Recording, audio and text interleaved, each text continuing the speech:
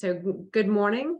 I'm Andrea Fleming, Director of Talent and Workforce Development for North Carolina Tech Association. Thank you for joining us and Partners Diversity Movement, RacePoint Global, and Inclusion Analytics to learn about the benchmark and the role it can play in your diversity, equity, and inclusion efforts. After hearing from everyone this morning about the Diversity Benchmark initiatives, we'll have some time for questions. You can either add those in the Q&A box, or you can hold until the end if you'd like to unmute and just ask your question live. A little bit about NC Tech. We are a nonprofit, membership-driven trade association and the primary voice of the tech industry in North Carolina. Our mission is to foster growth and champion innovation in North Carolina's tech sector, while also providing a voice for the tech community. NC Tech's membership includes about 600 member companies, organizations, and institutions across the state, all employing about 200,000 plus workers. Our work is in 4 major areas. We have professional networks, our government affairs area, sector promotion, and talent development. Diversity, equity, and inclusion really overlap each of these areas and are critical to the success of an organization, both for the current employees, but also for recruitment efforts. The benchmark expands upon NC Tech programming and events around diversity and inclusion by adding a product to put the metrics behind individual company efforts, but also industry-wide for tech across North Carolina. Where are companies in their progress towards improving diversity, equity, and inclusion? Where do they land on a maturity scale for continuing to build upon those efforts? And where is the industry across the state? This effort really combines with other research projects from NC Tech, excuse me, the Tech Innovation Index and the State of Technology Industry Report to share data on the tech industry and document progress made in many areas, including DEI. Continued progress, policies, and implementation will bolster company growth, talent attraction, and talent retention. So with us today, we do have a few NC Tech partners. We have Kurt Merriweather, co-founder of the Diversity Movement. NC Tech has a long-standing close partnership with Diversity Movement and have recently taken that a step further, as they're now the NC Tech preferred diversity content provider, and members will have enhanced access to their tools and courses, including the DEI Navigator micro video training series, but also greater content sharing for all things DEI, like blog posts, articles, videos, a lot of great content coming out of their group. Another partner, RacePoint Global, has worked with North Carolina Tech for many years for public relations, branding, and messaging about our initiatives. They specialize in tech and healthcare, and we're happy to have their strategic assistance, especially around initiatives such as the Diversity Benchmark. Stephanie Styons joins us today. Both will share a little bit about themselves and their organizations and their part in the Diversity Benchmark initiative. Kurt, we'll start with you, and then we'll hand off to Stephanie. Thank you, Andrea, for the introduction. As Andrea mentioned, I'm Kurt Merriweather, co-founder and VP of Innovation with the Diversity Movement. We help organizations achieve real-world business outcomes through diversity, equity, and inclusion initiatives, and we provide a suite of tools and resources to help organizations get started where they are. This is important because as we enter into 2023, there's certainly a point in time where people are thinking about how to recruit talent.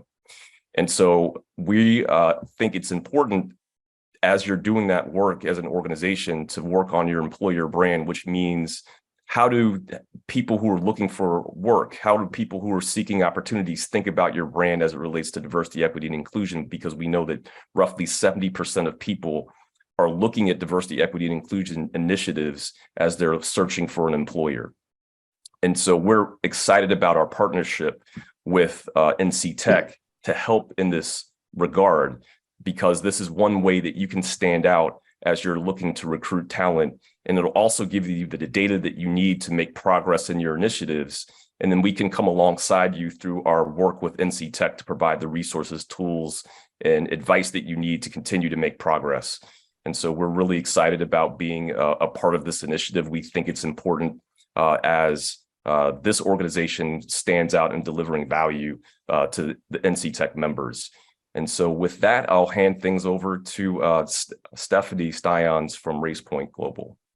Thanks, Kurt. I think just to to take it a step further, not just about recruiting, but also just who the company is and its sense of purpose, not just the purpose of selling products or the purpose of selling a service, but who you are as a company and what is your culture. And beyond recruiting, then how do you gain your partners and why do people want to work with you and build a relationship with you? And all of that ties into the culture that you're building, your purpose. And clearly diversity, DEI is a huge part of that. So for us here at RacePoint Global, a communications agency, we really pride ourselves on being able to help companies tell their stories, and that story of a company's purpose, that story that helps you recruit, that helps you build partnerships, that helps you gain customers is a part of the story that we can help you tell. And so this initiative is so logical for us. It's a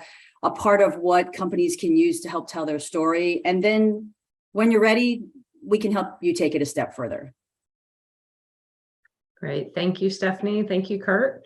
And now I'd like to introduce Laura Brooks-Doolan with Inclusion Analytics to walk us through the NC Tech Diversity Benchmark Initiative. Tracy Sternberg, who many of you know from NC Tech, connected with Inclusion Analytics a few years ago at a conference for tech councils across North America. Inclusion Analytics had done a similar project for another council, and we thought this would be a great initiative to bring to North Carolina. So we partnered with them, and we're really happy to have Laura with us today. And with that, I will hand it over to her. Thank you, Laura.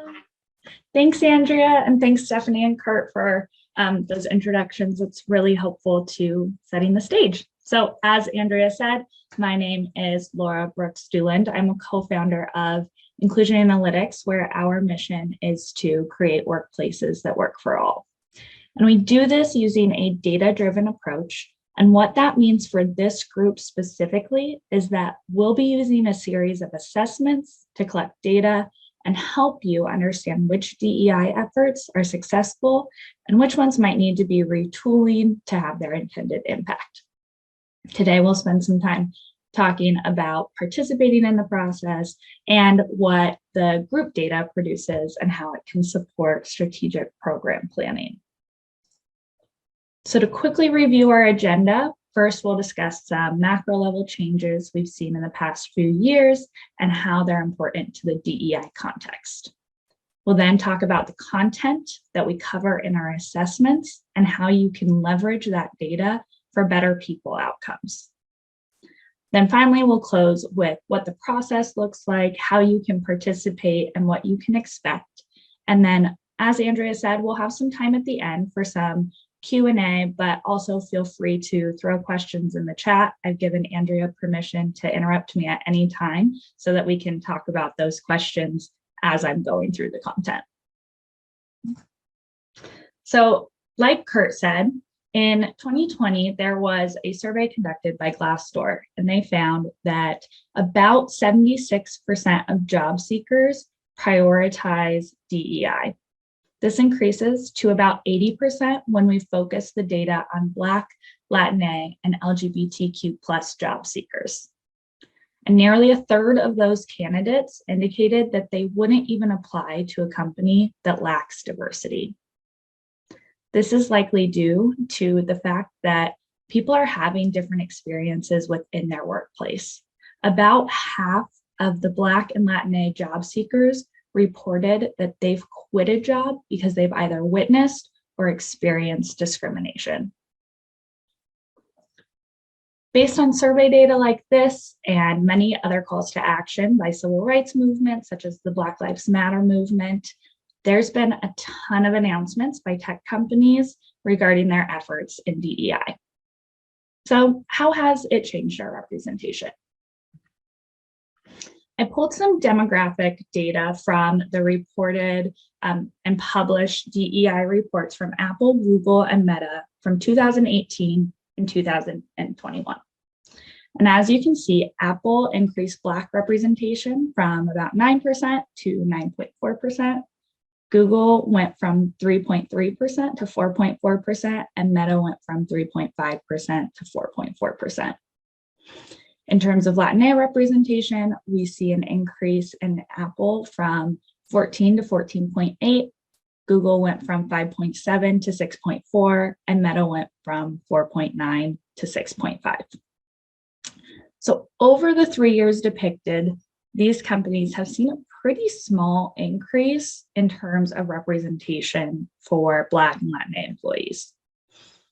But most concerning is that this doesn't even take into account the trends that we were seeing in 2021 from the Great Resignation, in which 57 million employees quit between January 2021 and February 2022. And unfortunately, this was generally mid-career employees between the ages of 30 and 45 who are leaving their companies. That's a wealth of institutional knowledge, experiences, and well-developed skills that are leaving these companies. Not only are they leaving their companies, but they're leaving their industries altogether. About 55% of individuals who left a technology job went to a totally different industry. So a lot of those skills and knowledge aren't even being used. The most often cited reasons for people leaving were low pay, no opportunities for advancement, and feeling disrespected. So if your company is trying to acquire this talent and competing for this talent that's out there, it's really important to understand what those employees need. For example, the group that is most often leaving are those who are between 30 to 45 years of age, which is oftentimes peak child rearing in our country. And so they might be seeking things like flexible working hours or work-life balance. And so your company can become more attractive if you adjust policies and practices to address these needs. In any way, data is really important to understanding what those employees need and are wanting before you start to adjust these policies. So how do we protect the growth that we've had, though, as we saw, it's pretty minimal, and continue to grow in our industry? There are a ton of steps that can be taken to improve DEI, and some of the most cited efforts that come from groups like the CEO Action for Diversity and Inclusion include things like greater transparency of diversity data, development of formal diversity supply chain programs, engaging in cross-industry collaboration efforts like the benchmark initiative that NC Tech has created, and measuring impact. As a measurement person, I obviously think this is really important, but it's also really important because, as I mentioned earlier, about half of Black and Latinx employees have indicated that they left a job due to experiencing or witnessing discrimination. However, 71% of employees indicated that they would be more likely to share DEI opinions about their company if they had an anonymous way to do so. So this benchmarking study can be the anonymous outlet that your company provides to employees to understand where they're satisfied and where things might be falling through the cracks. This data can help you keep up with the best practices that your peers are engaging in and hopefully retain those employees. So next, we're going to jump over to the content of our assessments. And we think about DEI data in 4 different areas. First, we examine demographics or the diversity of the workforce. And by doing this, we can identify whether groups are having equitable outcomes across the organization. Again, one of the most cited reasons people are leaving is a lack of opportunity. So is that opportunity equitable for different groups? Next, we do policy reviews to help us identify what barriers might be holding back employees, customers, and partners. And then we look at the employee perceptions to understand whether companies, policies, and practices are impacting employees in the way they intended to. Finally, we believe that inclusion culture is critical for DEI success because employees are experiencing company culture all day, every day. We'll dig a little deeper into each of these areas. So in terms of demographic analyses, they help us target where barriers might exist by ensuring representation is equitable across level of organization, departments, and job functions. And we can identify inequities and help us target the policies around those barriers. So we can use this to see, do we need to change some of our selection practices, maybe our promotion practices? What do our incentives look like? How are we succession planning? Knowing where the barriers exist help us to target the types of policies that we want to look at. So on this slide, we see some of the racial ethnic data by level from last year's benchmarking study. And as you can see, as we move up the career ladder, the percentage of Asian and Latinx employees reduces.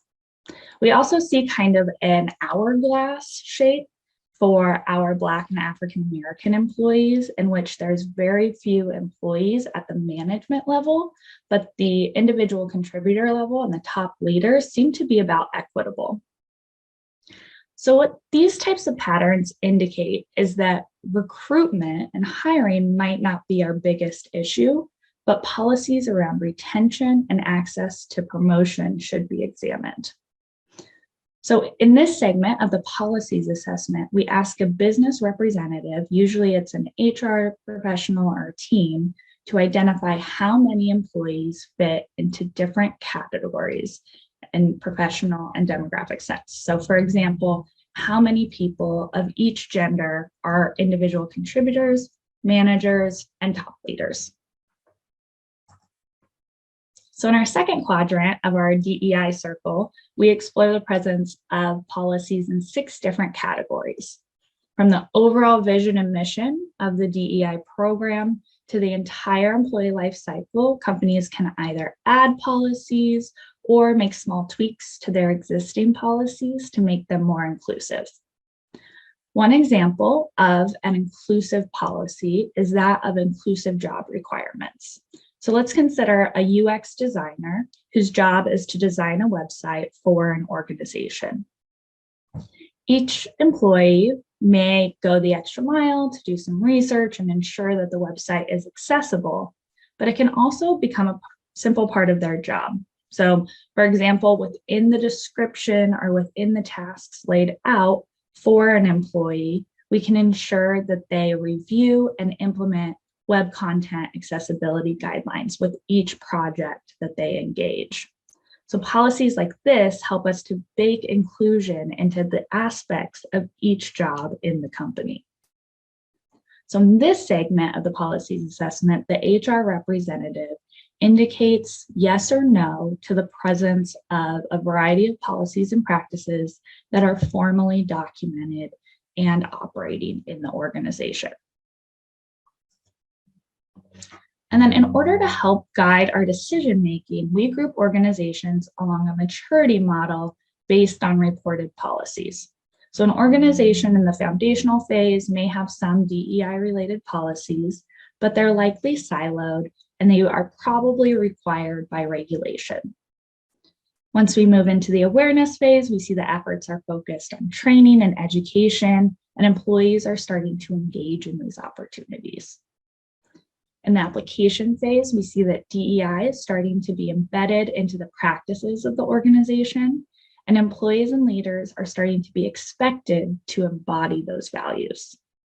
And then finally, in the integration phase, DEI is a part of the people and business processes, and the company starts to extend their efforts outside of their office. Once an organization is identified within one of these areas, it helps us to prioritize what the next best steps are for that company. So we don't necessarily want a foundational level organization to jump directly into some of our integration policies, because we want to make sure that the organization is getting input from their employees and educating them about what program growth means along the way. So here we see last year's distribution along the maturity levels, in which we had a majority of the organizations in the awareness and application levels. And what these results indicate to me is that there are some really great resources going on in the NC Tech membership, and collaboration between employers can really help to grow all of our programs, making North Carolina a destination for employees. So next, we'll dive a little bit deeper into the more specific results that we provide. So here we have an example of our policy benchmark results. On the left, you can see what our example organization has in terms of policies based on the check marks and X's. And then on the right, you see how their peers responded to the same policies. So this example organization provides floating holidays to employees and has a supplier diversity program.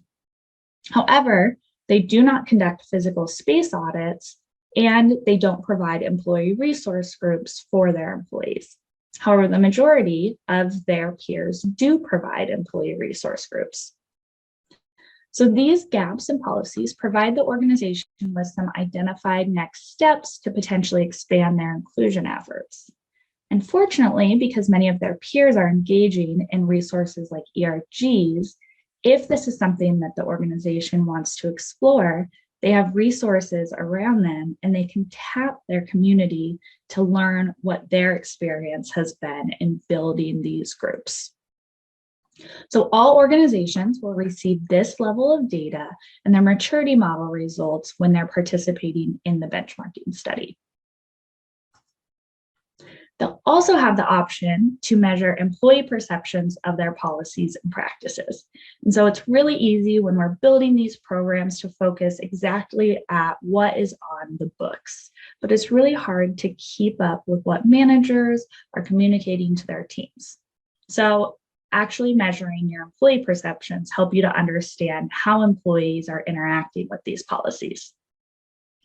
We see in our example here that this business conducts benefit analyses every single year. And you can see that with the teal check mark.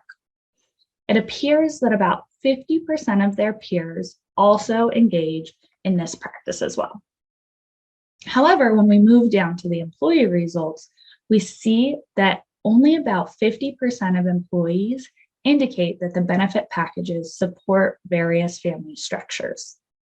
And when we break that data down even further, we see that those who are caring for adults really disagree with this statement compared to those caring for children or non-caregivers. So clearly the policy differs from the employee experience. So it's really important to ask employees how they're feeling about it to make sure that you can tell who's benefiting from a policy, who may not be, or who is just falling through the cracks. So while the organization is completing their policy assessment, employees will be providing feedback on their experiences with these policies through the people assessment. They will also be responding to our inclusion culture assessment, which includes 4 critical elements: belonging, exclusion, fairness, and psychological safety. So belonging is whether employees feel they are valued and an important part of the company. Exclusion, in contrast, is the feeling of being left out, for example, of important meetings or social functions. Fairness explores how employees believe rules are applied and whether or not they're applied equally. And finally, psychological safety is the feelings that employees can speak up or disagree without being punished.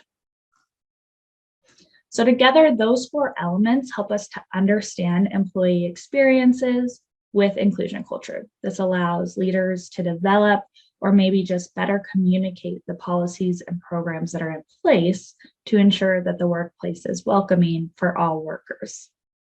So in this segment of the people assessment, employees provide their experiences to each of these 4 factors of the inclusion culture.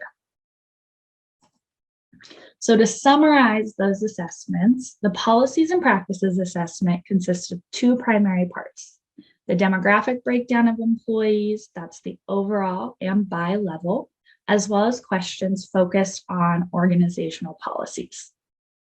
If you opt in, your employees will complete the people and perceptions assessment at the same time you complete the policies assessment, which measures employee perceptions of the policies as well as the inclusion culture.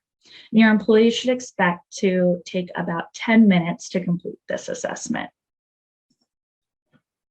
So as I mentioned, you have 2 options for participation. You can either participate in just the policies assessment, or you can engage in the dual assessment process that includes both policies and people and perceptions options.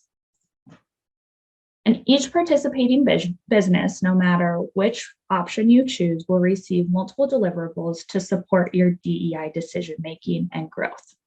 So the businesses that opt into either option will receive where they fall in the maturity model, an executive summary that indicates prioritized next steps, and because you all are participating as an association, you'll receive those industry benchmarks to see where you lead and where your peers excel.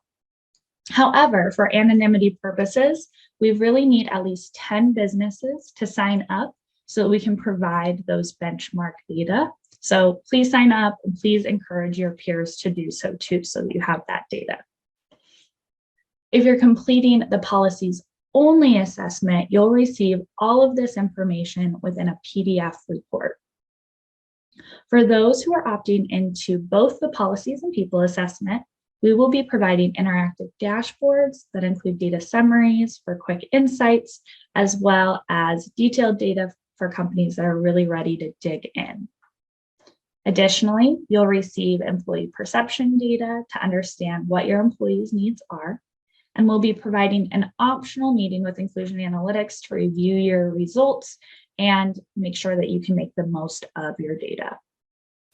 Finally, for the organizations that sign up for both the policies and people assessment, you'll be receiving a certificate that can be posted on LinkedIn or on your company website to verify that you're investing in your people. So this is a really great way to message to your employees as well as to your potential job seekers that you are prioritizing DEI on your team. So likewise, NC Tech will be receiving multiple deliverables to facilitate concrete next steps. The association will get aggregate data that visualizes strengths and opportunities of the group. They will not be receiving any individual business data separately. It'll all be group level data. They can use that data to help identify what type of programming they should be investing in and how they can support the most number of businesses. Finally, demographic data will be aggregated across businesses and can be used to forecast future opportunities. This type of cross-industry collaboration can help to identify areas where the businesses can support each other and what type of development opportunities the group as a whole should be investing in order to make sure that North Carolina is a destination for employees. So if you choose to participate, we have a few expectations for your organization. First, we'll need an accessible point person that will be providing the links for the surveys to, we'll be keeping them updated on participation rates, and we'll be delivering the final reports to. We ask that you choose a 2-week time period to complete the policies and practices assessment, as well as the people assessment.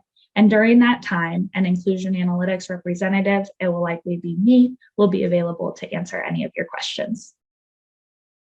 If you're completing the people assessment, we really like to see about a 70% participation rate for employees to ensure that we have a representative sample. So we ask that as an organization, you're communicating with your employees frequently and encouraging them to participate. Payment will be due to NC Tech based on membership status and size of your organization. And this information will be available in a PDF format that Andrea is providing to you all after this meeting.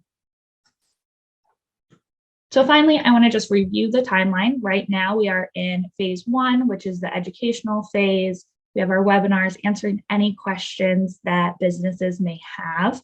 Registration is already open and will stay open until mid-November. So please sign up within the next couple of weeks. In phase 2, we'll be launching the assessments, and both the business representatives and the employees will have an opportunity to participate. Like I mentioned, within this 2-month time frame, we're asking that businesses select a 2-week time frame that works best for their organization. So working around any other surveys you're conducting or initiatives, and then completing the assessments within that 2-week time frame. And then finally, in phase 3, inclusion analytics will be analyzing the data and preparing reports. We will then be providing association-wide communication of the group level data. And then finally, the member businesses will receive their customized reports with their recommendations. And so that is all of the material that I have in terms of information. So we can use the rest of the time in order to answer any questions you may have about the process. Thank you, Laura. So I don't see any questions in the Q&A right now. We do have the ability to unmute if you'd like to ask a question live. Appreciate all of the information, Laura. It is a lot to take in.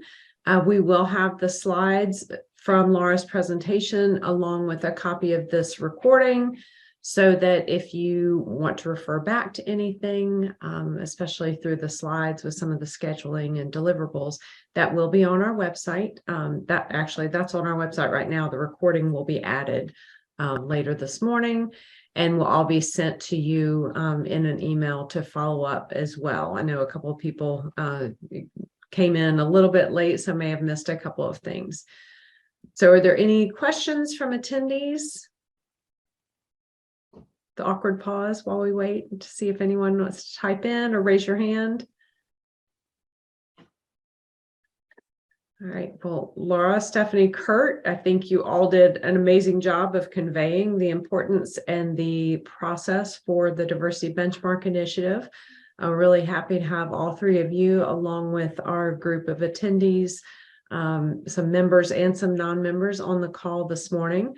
So as Laura said, our deadline is November 18th for registration, and that helps you get set up, select your 2-week window for participation in the survey. It is important that you can find your data collection within a 2-week time period, but that allows us to get everything lined up and ready to go, even though you might not be actually doing the data collection until late January. So again, November 18th is our deadline, and we hope that we see several of your companies participate. It really is a critical project and really important, not only for your company, but also for the tech industry across the state. And we hope that you all are able to participate. All right. I don't see any other questions, so we will adjourn for the morning. I appreciate everyone being on the call. Thank you. Thank you.